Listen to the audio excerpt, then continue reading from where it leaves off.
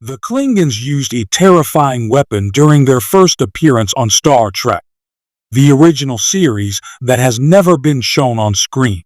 Since their debut in TOS Season 1, Episode 26, Errand of Mercy, the Klingons have become one of Star Trek's most iconic and recognizable alien species. Several different versions of the Klingons have popped up throughout Star Trek's nearly 60-year history, and their appearance and culture have shifted over time. While Klingons have come to be known as warriors who place a high value on honor, they were not always this way.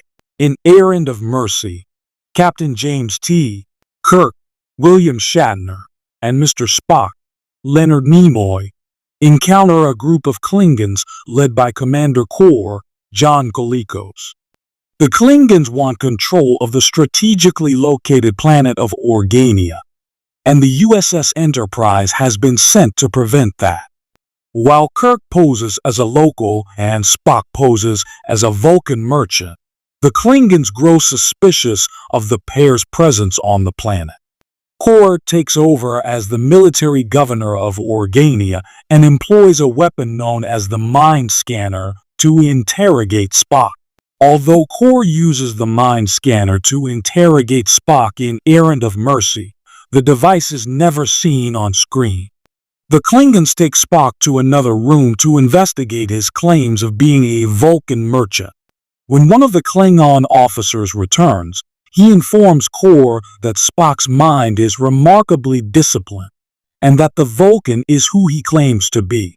When Kirk voices his confusion, Kor explains the Mind Scanner, saying, Spock later claims that he was only able to withstand the device because his Vulcan mental disciplines allow him to maintain a shield around his mind.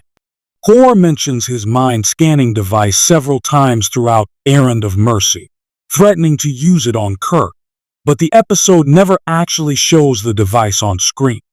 Since it has its own examination room, the mind scanner must require a substantial setup, and it has at least 4 levels of force. Although Spock says the device reaches directly into the mind, Star Trek never explains exactly how it works. The Klingons' mind scanner was never mentioned again after Errand of Mercy, and there are several likely reasons for this. Firstly, very few elements introduced in Star Trek. The original series carried over from one episode to another. The Mind Scanner, for example, was created for Errand of Mercy and was ultimately discarded after it had served its purpose in that episode's plot. Within the Star Trek universe, however, Star Trek: The Next Generation explains why the Klingons stopped using the Mind Scanner.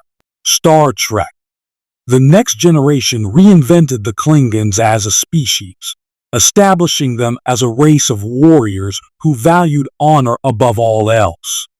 A society based on honor would not believe in using torture or weapons like the Mind Scanner as a way to extract information.